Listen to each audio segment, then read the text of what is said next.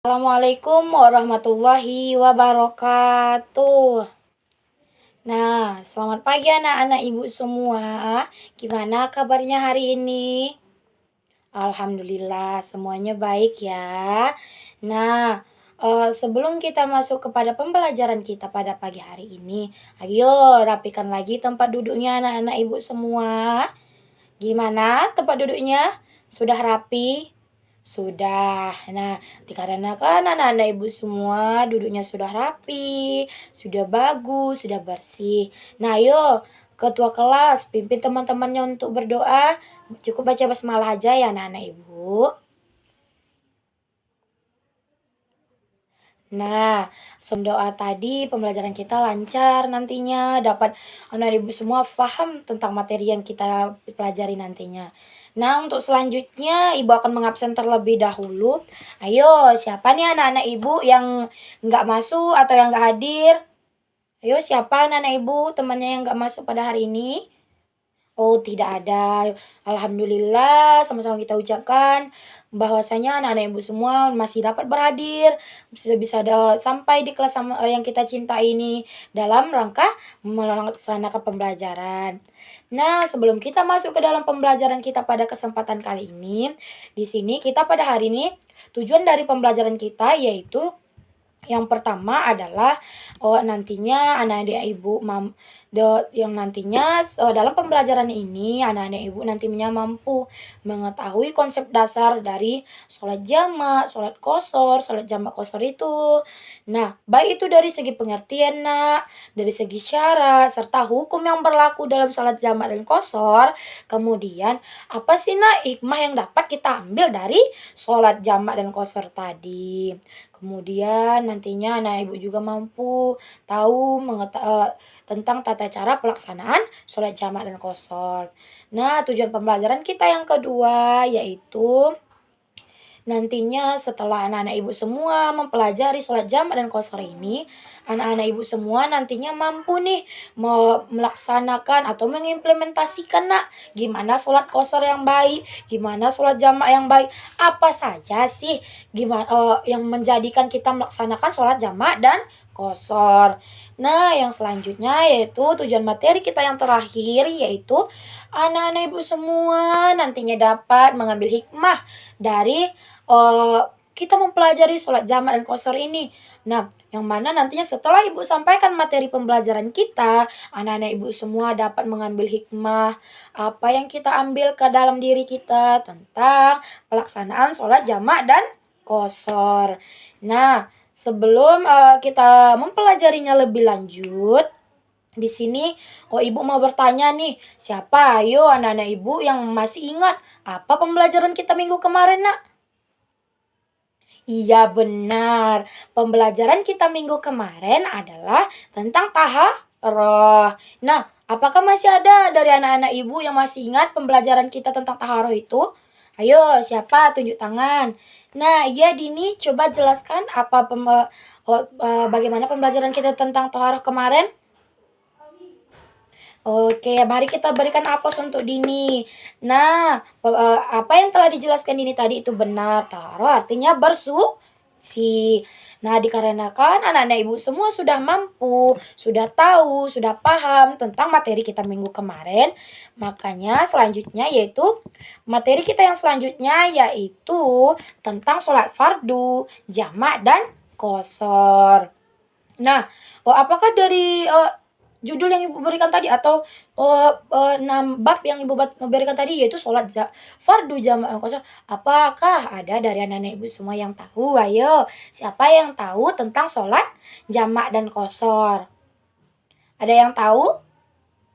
Oh tidak. Nah, ibu jelaskan sekilas ya anak-anak ibu semua sebelum nanti kita menggunakan pembelajaran model pembelajaran jigsaw. Nah, di sini sholat jamak dan qashar ini ialah yang pertama kita harus mengetahui sholat itu apa sih Bu? Nah, sebelum kita lebih lanjut kita harus mengetahui anak-anak semua sholat itu apa. Nah, yang pertama dari segi bahasa Nak, sholat itu diartikan sebagai doa. Sedangkan secara istilah yaitu serangkaian ibadah yang terdiri dari perbuatan, perkataan yang dimulai dari takbiratul ihram dan diakhiri dengan salam.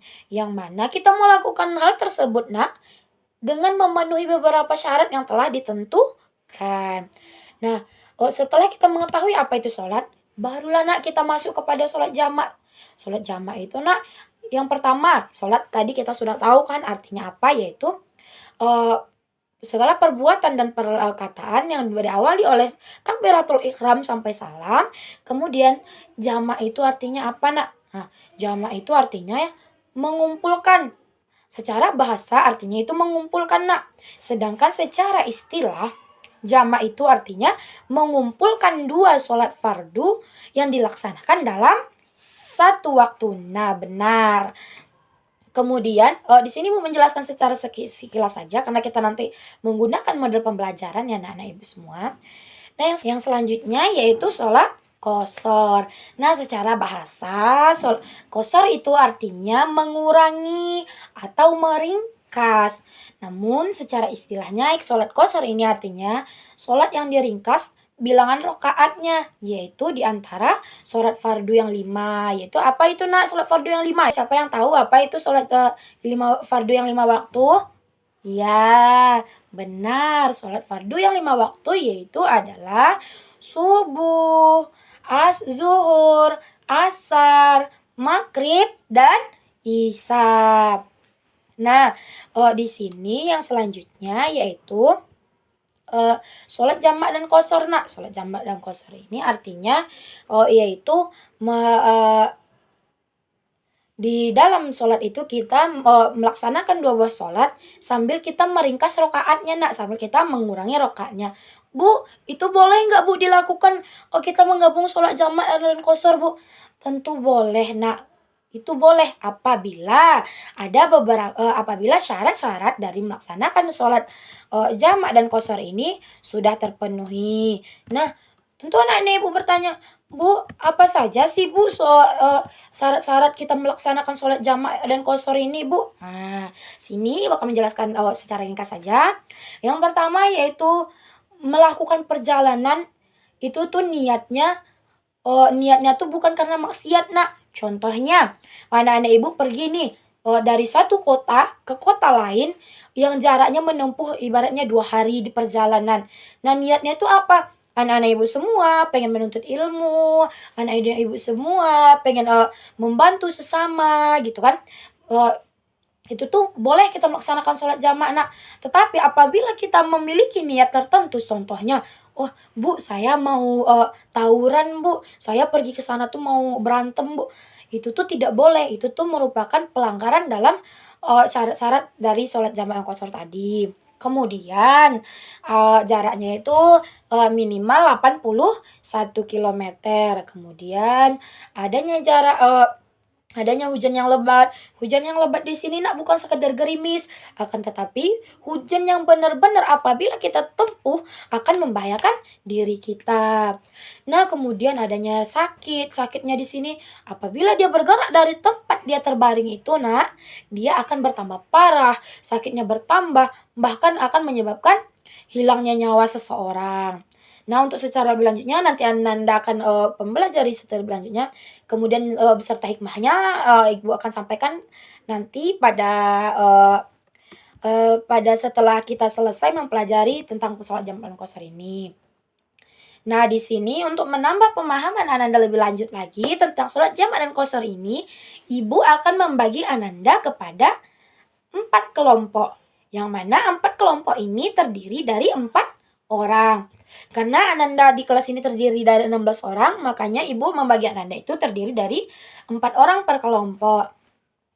Nah, di sini kelompok Anda sesuai absennya yaitu dari absen nomor 1 sampai nomor 4 itu adalah grup 1, absen nomor 5 sampai nomor 8 itu tuh grup 2, absen nomor 9 sampai 12 itu tuh grup 3, kemudian absen yang nomor 12 sampai absen nomor 16 itu tuh adalah grup 4. Nah, sekarang anak-anak Ibu semua duduk sesuai grup yang sudah Ibu bagi tadi. Gimana anak-anak Ibu semua sudah duduk sesuai kelompoknya tadi? Nah, dikarenakan anak-anak Ibu semua sudah duduk sesuai kelompoknya, sekarang kita nih materi kita kan ada 4. Nah, yang mana yang pertama itu sholat jamak, kedua sholat qashar, ketiga sholat jamak qashar, dan keempat hikmah dari pelaksanaan sholat jamak dan qashar ini. Nah, di sini kan anak-anak Ibu di dalam satu grup terdiri dari 4 orang nih. Nah, anak-anak Ibu semua membagi teman-teman grupnya kepada 4 materi tadi. Ayo sekarang bagi teman-temannya kepada 4 grup tadi anak-anak Ibu semua. Ibu tunggu sekitar 2 menit ya untuk mendiskusikannya. Nah, dikarenakan waktunya sudah habis, ayo sudah ditunjuk teman-temannya semua? Oh, sudah.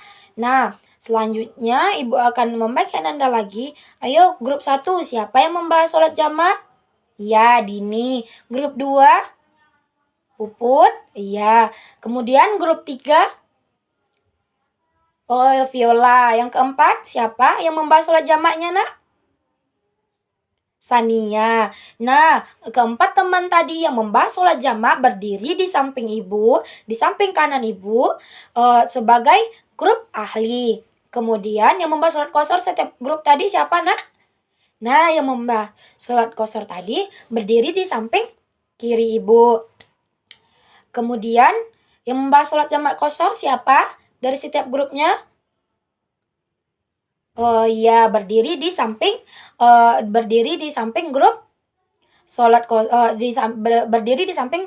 sholat qashar. Kemudian yang terakhir hikmah berdiri di samping grup sholat jamak. Nah, gimana semua sudah sesuai materinya, sesuai grup materinya semua? Sudah.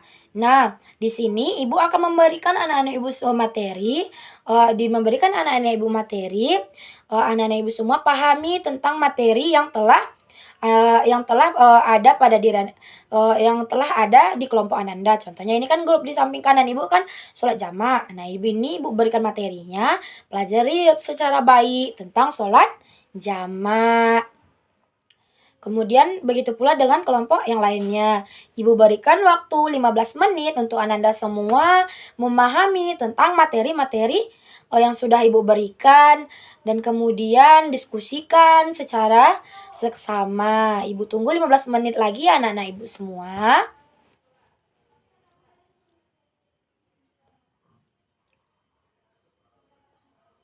Nah, dikarenakan waktunya sudah habis anak-anak Ibu semua, gimana semua sudah bisa memahami tentang materinya masing-masing?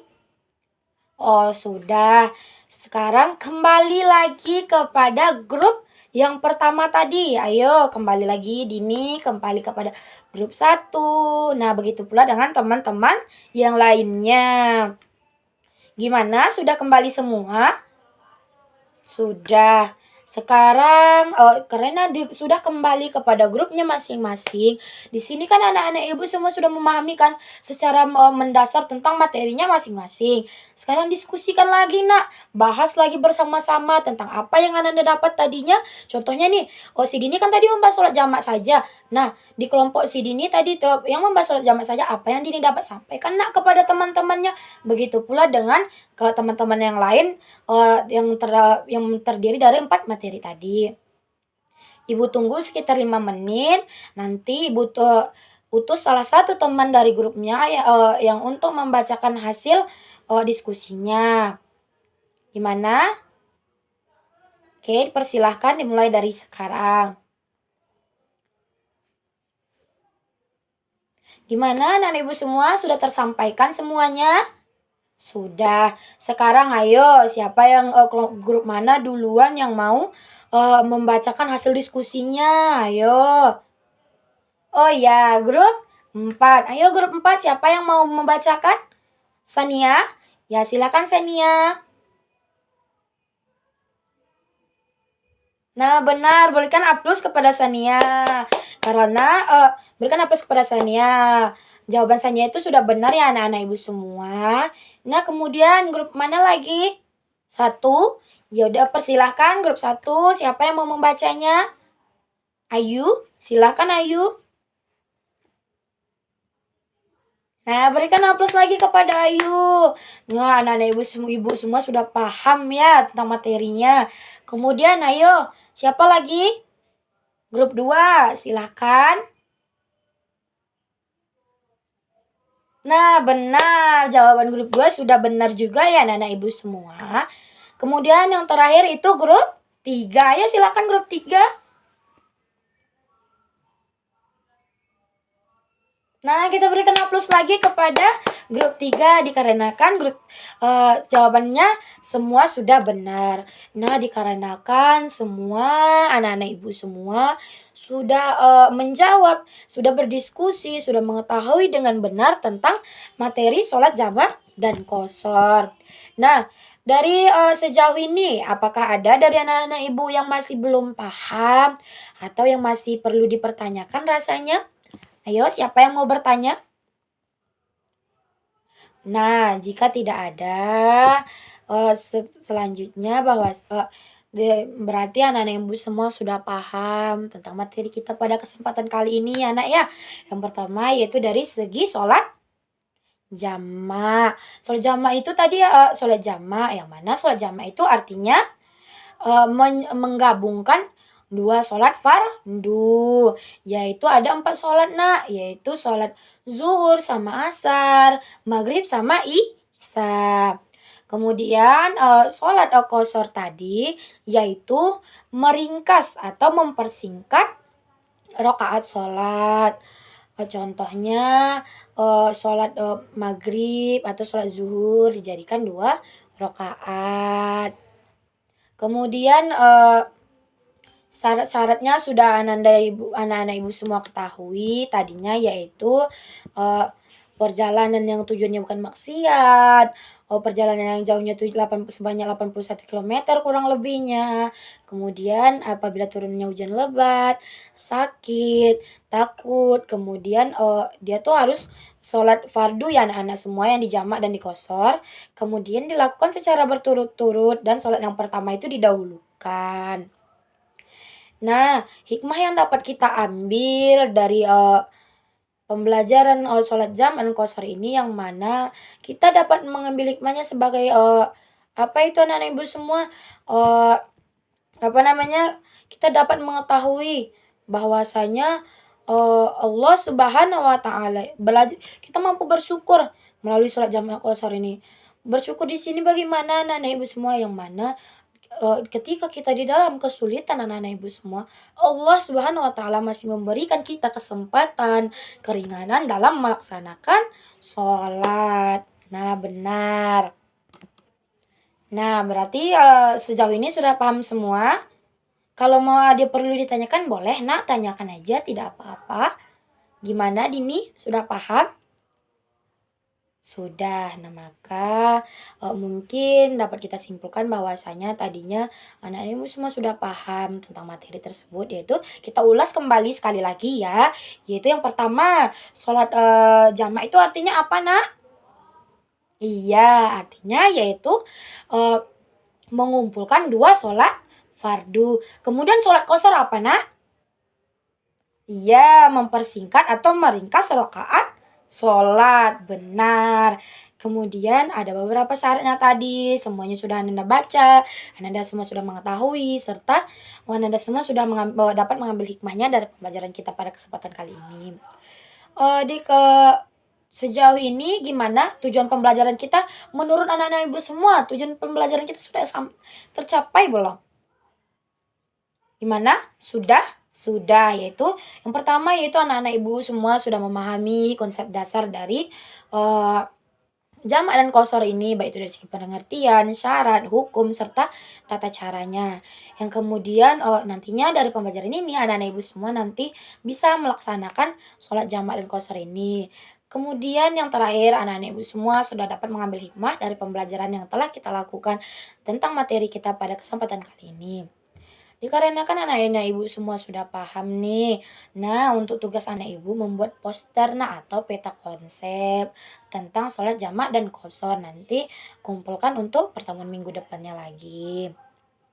Nah, mungkin, cukup sekian yang dapat Ibu sampaikan, dikarenakan anak-anak Ibu semua sudah paham tentang materi kita pada kali ini, maka Ibu tutup dengan mengucapkan hamdallah, alhamdulillahirabbil alamin.